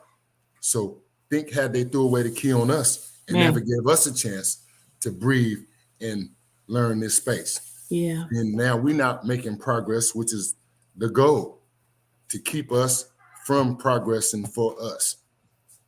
You know, all them laws and stuff like, and that stuck with me what the dude said.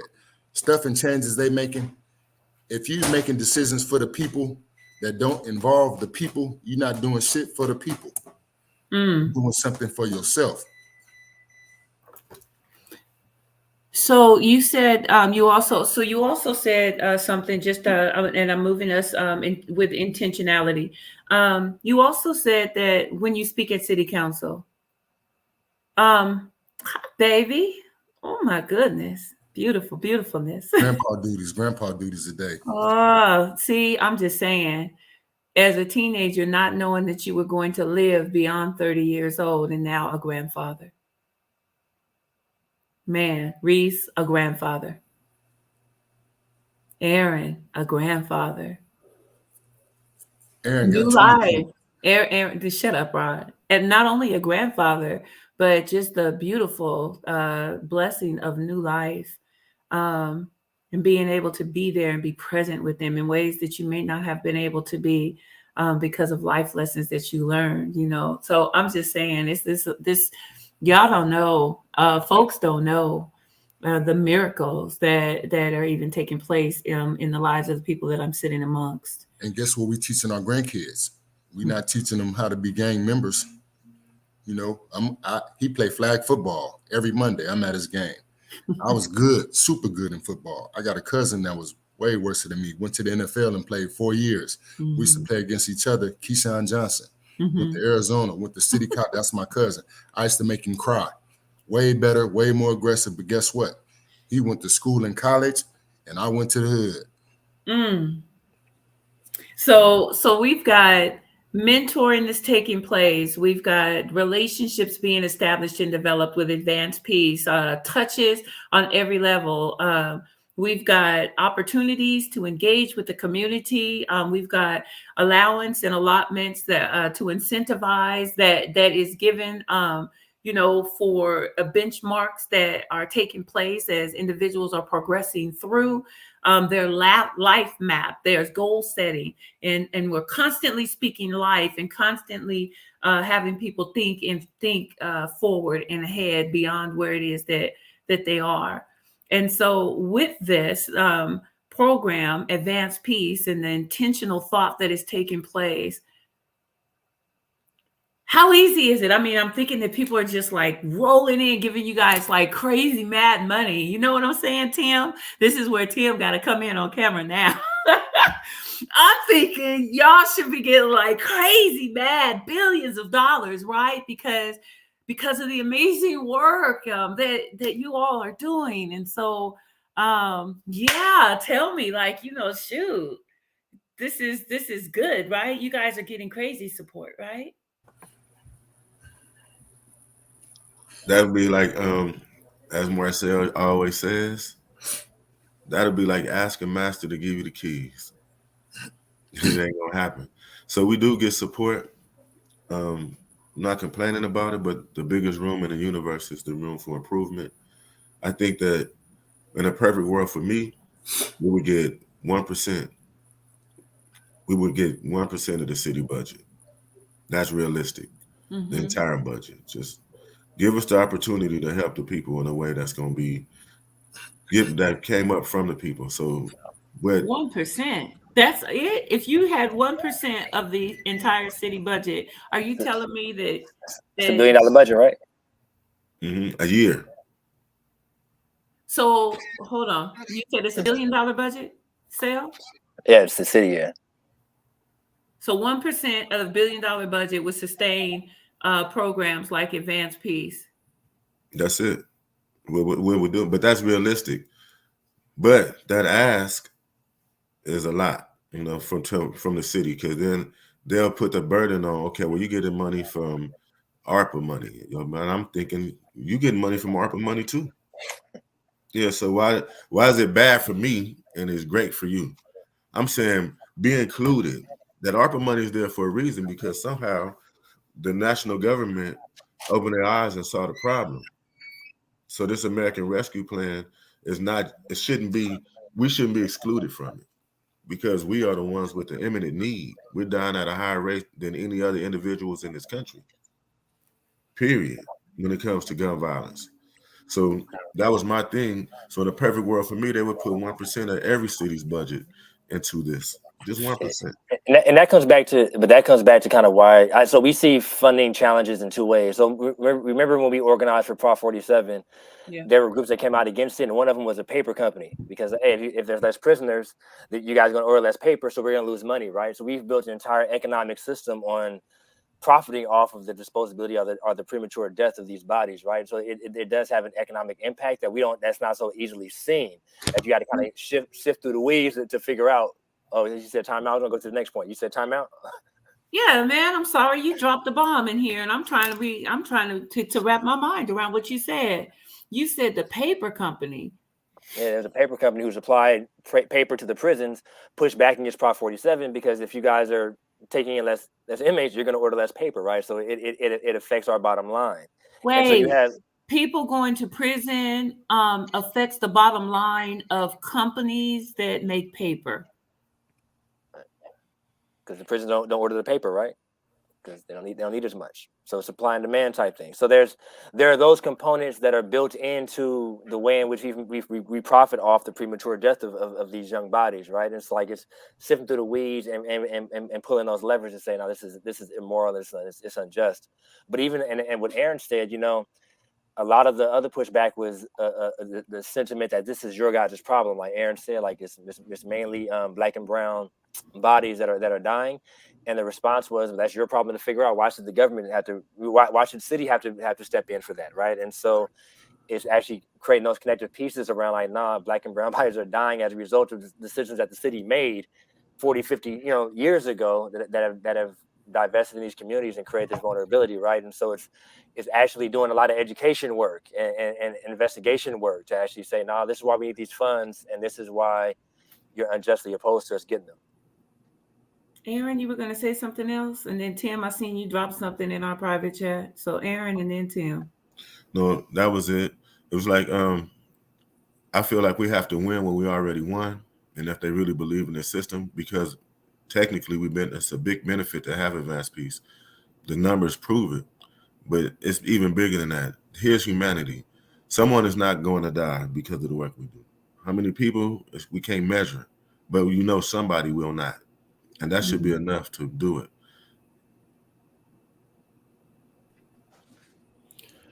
What Marcel was talking about in the companies that will protest something like Prop 47 or Prop 57 or anything that has to do with prison reform, there are $1 billion to be lost when the prison population decreases. It's not only paper companies.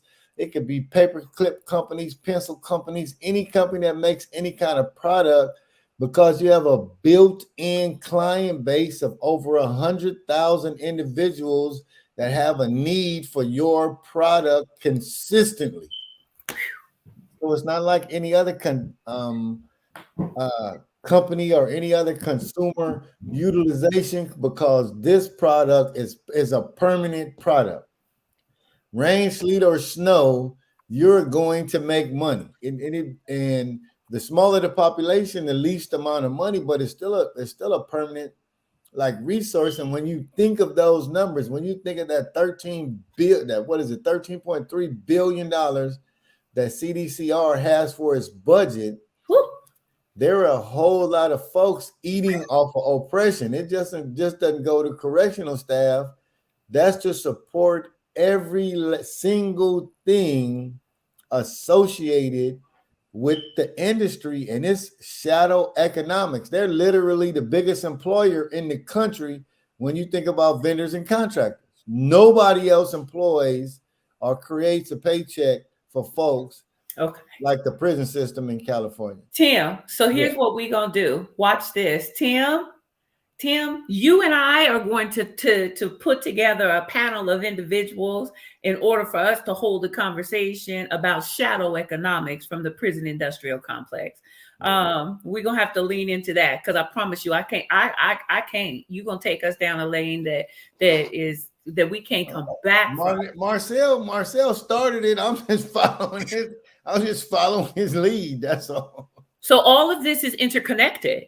Yeah, you're saying that the prison system, the prison industrial complex, it's all interconnected with why we seem to have to fight so hard to get not even pennies, but a fraction of pennies. Yeah, order to fund the. Because Stockton, Maurice, when you come back, I live in Stockton, so hell, I ain't even got to just lean in with Maurice, but you the guest. So Maurice. Does your city support the advanced peace work that is being done in Stockton? Wait, hold on. Aaron, thank you for joining us. Aaron has to tap out, but okay, Maurice, go ahead. You on mute though, player? He on mute because God probably trying to help him get his word seasoned with grace. I would say, do we get support from the city? Yeah, that's crazy. You said that. I think the climate in Stockton has been is one of non-support. Generally, what Aaron and a couple other brothers said online, for them to support this makes too much sense because it's a lot of money that'll be lost. This is how people are sending their children to college, buying homes, buying boats, and all the trinkets that they have in life. Is the criminal justice system, which generates all kind of revenue. So if you put a stop to that, it's the same thing with the pharmaceutical companies. If you provide a cure to the disease, there's no need to be getting all these millions of dollars for these new vaccines and these new pills and whatnot. It's money in treating it. Okay. It's not money in curing. It's money in jailing people and doing this. It's not money in having so. That's why they so against defund the police, even though it's a blueprint on where those monies will go. That would ultimately help the community. In the city of Stockton, they have another program called the OVP that is that claims to do this same type of work. But they're and we had a conversation with them just this week actually. But their work on their end is tainted because of the perception the community has of them. And we spoke in depth about perception. We spoke in depth about going to crime scenes and going to the hospital where victims are, and your workers going over there slapping high five and hugging the police officers that are there. This is not conducive to what the work we're trying to do, especially the historical relationship between the Black and brown communities with the police. It's not going to work. So as far as the support, we have some supporters, but even if you have a minute amount of supporters, the overall is not no support. Okay. So in Stockton, you all don't get necessarily any support, fiduciary support when it comes to the city. So the city and the county have not invested in an advanced peace strategy. And so you all are then having to get resources and seek funding from external sources in order to provide these services for the local community in which you serve. Correct. I also know as a native of Stockton and an organizer in Stockton that you deal with a lot of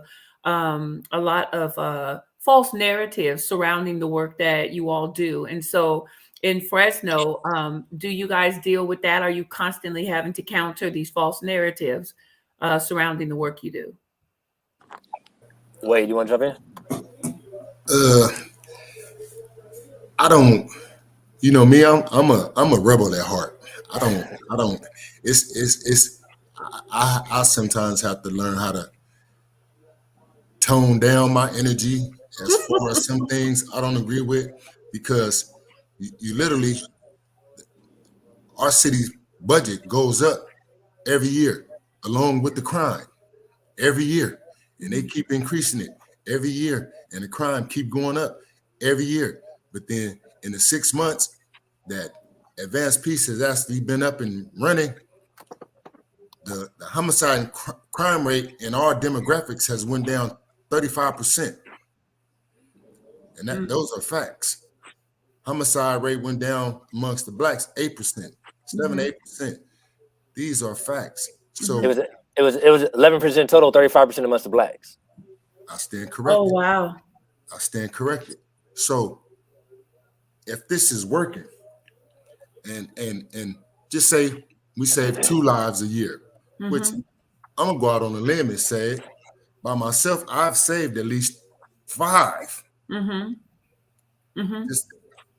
Just I'm gonna just take credit for 5. I personally intervened in and mediated and came to some resolutions. I don't see what the problem is when, if those don't happen, that's gonna cost you 10 million. What's wrong with giving us 2 million? So what would you do? What would you all do? I'm gonna tell Tim, you. what could organizations like this do uh, with more financial support? Let me speak to that. Okay. As Peace Fresno, we only have 4 NCAs total. Total. Our population is bigger than Stockton, bigger than Sacramento, bigger than Richmond, bigger than all those other demographics that we have working in California. So the normal thing, the natural thing would do, if we're doing that with 4, how much better would we be with 8? And then you got to take into consideration our target demographic area is Southwest Fresno and Northwest Fresno. But we also do work in those other parts of the cities where shootings occur. East Side, downtown, Central, other neighborhoods. We showing up. We showing up. We get credit for the stuff in our bracket, which is good. That's where we concentrating at. But we are being deployed all over the city. And it's only a natural thing that as you're increasing the police force by 40, 20, 30, 40 deputies, officers, let us get 3. Okay, so wait, Marcel or somebody tell me, do you make as much as one police officer makes? Rod or Maurice? I mean, the annual. Man. I mean, it comes into the shadow economics part, man. So I think I don't believe that they do. I don't think a beginning change agent does.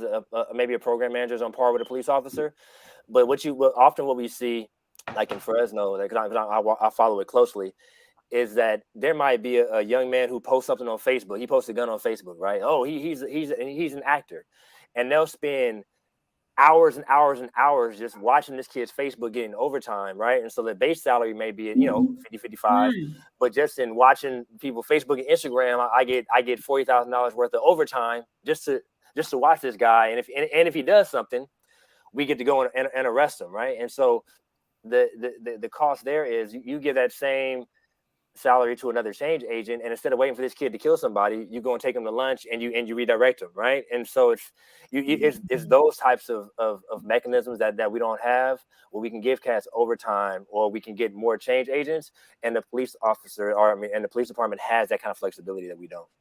So it seems like part of it is that from a law enforcement side, they are looking to enforce the law. through, punitive actions. So, but in order to enforce it through punitive actions, someone's going to get shot, killed. There's going to be something that takes place, and then they engage, they deploy, they engage, they arrest. Then you go into the justice system. With advanced peace, then before we're trying to disrupt all of that, we're trying to save a life, prevent somebody from getting shot, intervene, engage with someone, which could possibly save hundreds or thousands of lives in the long term. That's the difference. Like, police only gonna come after something has already happened. When it's a shooting, okay, we know it's a shooting. They're gonna come show up. They got to do their job. They don't see the parts where like this dude on social media, he's disrespecting this neighborhood. They don't see the part where we get a hold of that, and it's like, oh, so-and-so on here, he this and this and this and that. The minute we see it, somebody getting in touch with this dude that's going live. Somebody talking to the other side to see how they feel about it. Somebody making contact with both ends. So, hey, all right, we know Marcel just got on there and said blah, blah, blah. But we didn't talk to him. He said he's going to take it down. He ain't going to put it up there no more. So help us out, and y'all don't go over there and react and start something else. Now, this is a whole work process for us where we done mediated and got in between something that the police going to never even know what happened. Because it never got to the point where it was a gun violence situation to where now these guys are so much fed up about these guys going live that now they over there in their neighborhood shooting at them. I need to ask this one last question, and I'm sorry for cutting you off. It's because I realized I just looked at the time. This is like, and it's so deep to where it's like, man, okay, like this thing here, it just gets deep. I need to, so to wrap this up, and I apologize for cutting you off, Rod, like that. No problem. The work that you guys are doing, is it going to put the police out of work? Never. Is it going to shut down the prisons? Never. Marcel? Man, one day I think I think we had to reimagine policing in prisons, right? I mean, so if we really shift the needle and say, hey, let's put a lot of energy toward prevention, early intervention, then ideally that puts us in a situation where police have to reimagine what their role is, where we can revisit situations where, like the conversation we were having back in the 50s, where should we close down the prisons? Because we were considering closing down prisons back in the 50s, right? Before they revved them up. Did I break up? You good. Okay. No. But yeah, besides, I think so. So I think ideally it does. Ideally, this does radically transform the way policing and carceral systems operate in our society. Tim? I think what Marcel said was a great answer, but the hard thing is the level of honesty that most of us aren't willing to embrace is, do you want to get rid of them totally, and do you want to get rid of the system totally? And that's because when you talk about, because that's an abolitionist conversation. Like we want why is it an abolitionist rid of conversation? Them, but what's going to fill the space? What's the parallel operation that's going to be able to keep us or keep the community safe? We ain't talking about an alternative to policing, because the word policing in itself is triggering. So we get rid of them and replace them with what? I mean, because in the fight for it, we don't want to become the new oppressors and the new white people, but all of us want to be safe. And how do we accomplish that?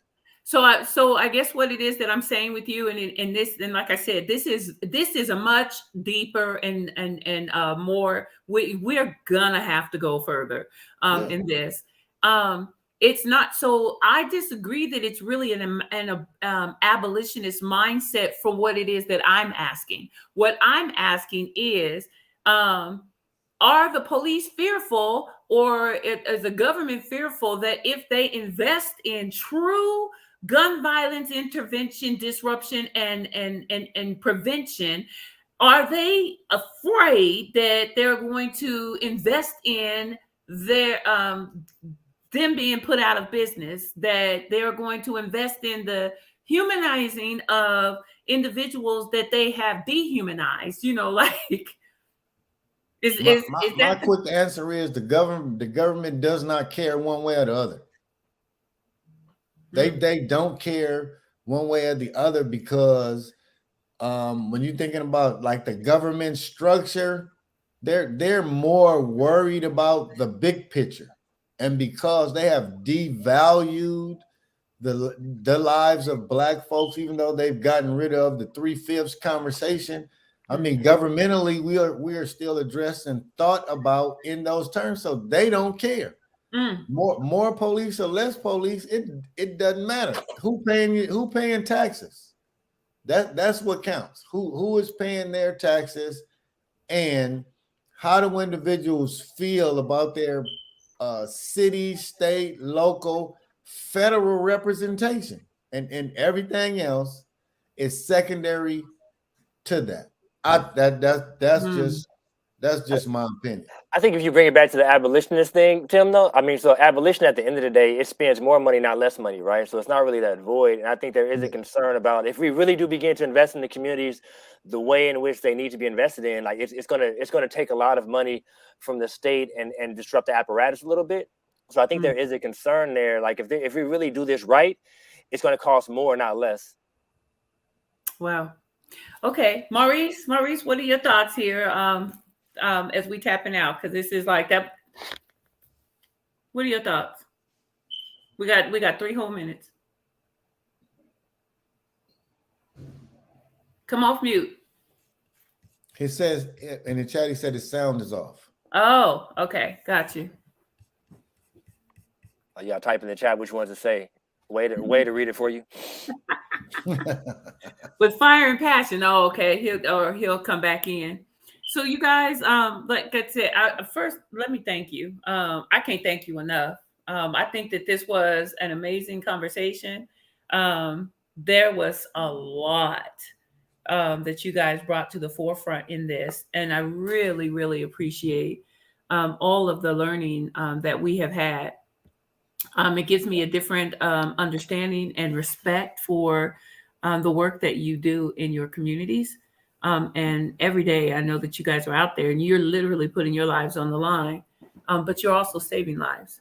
Maurice, was there something that you wanted to add before we tap out? Just to go back to what you was talking about, the transformative travel. Devon said we need to blow their minds. He said, blow their minds. They're worth it. So when we go to New York, you're going to go to the steakhouse and get $100 plate. Yeah. When we go, you're going to go to see the Empire State Building. You're going to walk at the Lincoln Memorial. Blow their mind. When I talk to the people like the demographic and the clients that I talk to, I tell them, if you don't never go out there, I say your soulmate might be walking across the campus at Spelman. But if you never go out there, then you'll never know. You'll never meet her because you so focused on Stockton. I got to find something Stockton. But so and you might want to live on the East Coast because you might like it. The reality is we're dealing with people that live in South Stockton that don't even know that a certain restaurant is on the water in North Stockton. They've never seen it before. That part. They've never seen it before. We've had that to the point they were apprehensive about how to order. What's the appetizer? What's this? Because they've never been to that side of Stockton. So if you have these people in LA that's never been to the beach. So if you've never been to the beach, imagine when you go to New York. Imagine when you go to Alabama next month. So it's a great work, and I'm happy and I'm honored to be a part of it. Yeah, as you should be, as you absolutely should be. So everybody, I just want to give it up to each one of these individuals that have tapped in. Tim, I didn't give you the opportunity to just say who you were. So we know that it's Tim, but Tim, who are you in this space real quick? I mean, personally, I'm an individual that loves this community and would like to see the community feel safe, would like to see individuals not want to kill each other over these phrases and that these color conflicts that we've created. And because of that being my purpose, I find myself being the director of the Live Free California Coalition, which is a statewide coalition of organizations put together that are working to address the gun violence reduction whether it's community-based gun violence reduction or police-sponsored gun violence reduction across the state of California. And I think it's conversations like this and the connectivity that we're creating across the state that's really going to be what it takes to impact the measurable levels of the decrease in violence, and also be able to empower our folks with the wherewithal it takes to know that, you know, we're better than this, and that even in looking for like support from wherever we're looking for it, you know, I am, you are, we all we'll ever need. And depending on somebody else to fund what we do, it's a choice that we make. But in the communities that we come from, we got what we need. We just have to figure out how to package our messaging and win the trust of our own folks to support the work that we're doing. Yeah. So I just want to thank everybody for engaging in this conversation. For those of you that tapped in the live part, and for those of you that will be watching, you know, after the live, I'm asking that you share this video, share this information so that others can learn what advanced peace is in order to help counter the narrative of what it's not. You know, for those of you that pray, keep these individuals in prayer. They are doing an amazing work in the community. And so there's just a lot of deep respect for them. And for organizers like me and Marcel, I'm just saying, what do we need from y'all? Yeah, we need you guys to help us push the line for our city and our county, the elected officials, to actually invest in the programs and strategies such as this. So really, really appreciate you guys so much. Thank you, Rod. Thank you, Reese. Thank you, Marcel. Thank you, Tim. Thank you, Aaron, for taking time out. I know that you guys have to get out there and hit the ground, and that you don't get a day off from this work, you know. So love you guys and appreciate you so much.